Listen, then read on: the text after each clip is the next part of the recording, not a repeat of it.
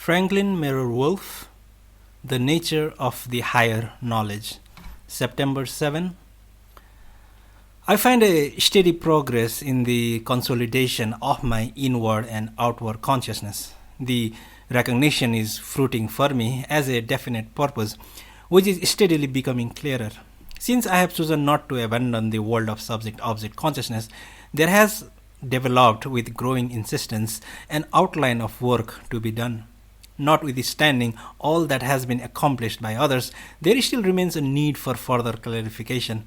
While the subject-object consciousness never can contain transcendent or cosmic consciousness, yet it is possible, through a due consideration of the nature of the former with a recognition of its limits, to suggest the beyondness.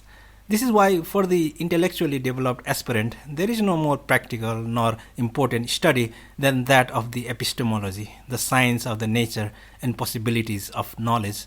An important fruit of such study is the recognition that subject-object consciousness supplies only a certain kind of knowledge, and that while this knowledge may develop in its own direction without limits, it is nonetheless confined within restricting bounds.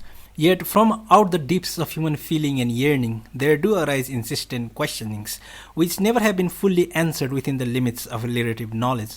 These questions cannot be ignored, for until satisfactory answers are found or the problem disappears, the man cannot find real happiness. At this point, two choices stand before man. Either he may accept the outlook of real pessimism, or he may break through to another kind of knowledge, where the effective solutions can be found and real happiness attained. Since I, for my own part, have come along the latter road, found a way to reach the knowledge that satisfies, and since I can therefore testify to its reality and efficacy, I am enabled to offer real aid to those who naturally travel along the same course.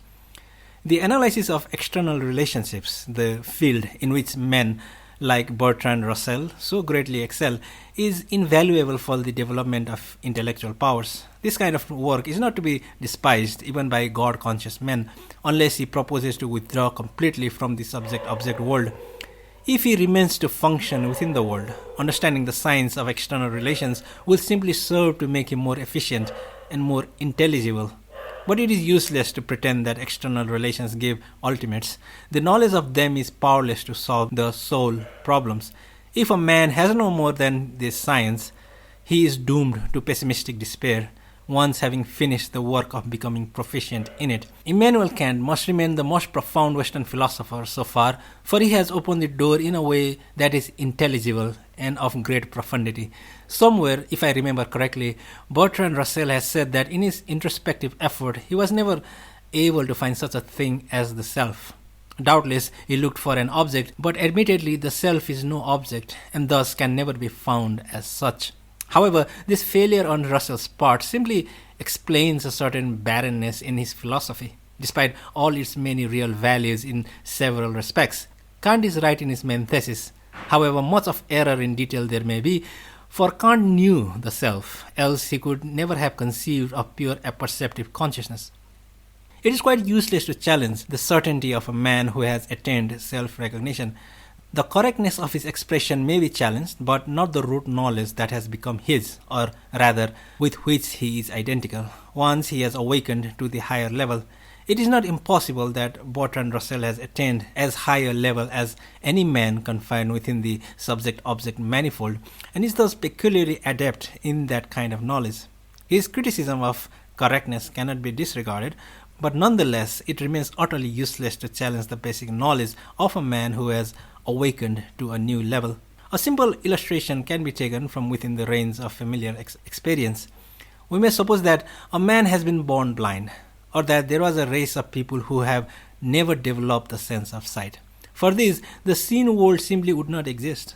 Now, let us suppose that such a man or people had developed, along with their other senses, a keen intelligence, and that they are brought into contact with equally intelligent people who have the power of sight. Assume further that they attempted to deny to the latter the actuality of the visible world. What chance would they have of convincing the latter? Even the least intelligent man who sees knows beyond all doubt that there is, in some sense, a seen world. He may not correctly interpret it nor understand it, but he certainly knows that it is, in some sense. To this degree, he is definitely on a superior level as compared to those who have never had the organ of sight. The non-seeing entity cannot successfully challenge the fact of a seen world for those who see. Now, suppose that the relationship is changed, and that those who see try to convey the actuality of their world of sight to the non-seeing. Certain interpretations, such as those of the type employed in physics, would be capable of cross-translation and could be understood, at least by the intelligent members of the non-seeing group. The latter might be convinced that those with functioning eyes had peculiar power because of capacities to act and to know in the domain common to both that the non-seeing did not possess. But immediate value given through sight, such as direct experience of color, could not be cross-translated. For instance, all of the beauty values dependent upon the sight for their recognition would remain beyond the comprehension of the non-seeing. The foregoing affords a very good illustration of the gulf which separates the awakened from the subject-object type of consciousness. Some aspects are capable of cross-translation, but the essential quality of higher consciousness can never be realized within the framework of the lower. Man can awaken to the higher because of latent capacities within himself. He never can comprehend the higher within the narrower and totally different kind of consciousness. Thus, man must rise, or rather be born again, if he would know. We now come to a very important necessity. It is sometimes called the unlearning of that which has been learned. I have found this to be the severest of all genuinely necessary austerities, but not everyone finds it so. Still, in every case, it is unavoidable, and this is so for reasons that are not difficult to understand. A mind that is filled with ideas based upon an inadequate or false point of view must first be emptied of those ideas before it can be filled with others that are more correct.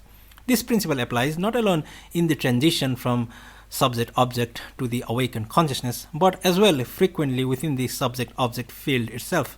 Thus, part of the training involved in becoming a competent physical scientist consists of the development of the capacity to be so detached with respect to preconceptions so that they may readily be abandoned when proved to be no longer adequate. The development in physics during the last 40 years has required in unusual degree the replacement of old by new conceptions. If physicists as a class had been incapable of unlearning the older physical notions when the facts proved the inadequacy of the latter, we never would have acquired our present knowledge of the radiant and subatomic states of matter. Now, when we come to the transcendent or cosmic consciousness, the necessity for this unlearning is far greater, and the method is applied in a far more sweeping sense. A too rigid holding of preconceptions is a barrier to recognition. By such holding, the mind is bound in a vice that prevents its turning about to a new base. So it is necessary that ideas of the subject-object type should be held in a detached way. However, the intelligent use of the process of unlearning does not imply that the aspirant should begin systematically discard all knowledge that he has in every sense. It means rather entertaining that knowledge in such a way that it is free to fly away just as soon as greater insight proves its inadequacy. In other words, we may say that the principle is to remove all chains from the bird of truth and let sympathetic attraction be the only bond. Truth naturally makes its nest within the receptive mind and does not have to be held, for the truth is invulnerable and therefore needs no defense. It requires only demonstration so that it may become clear.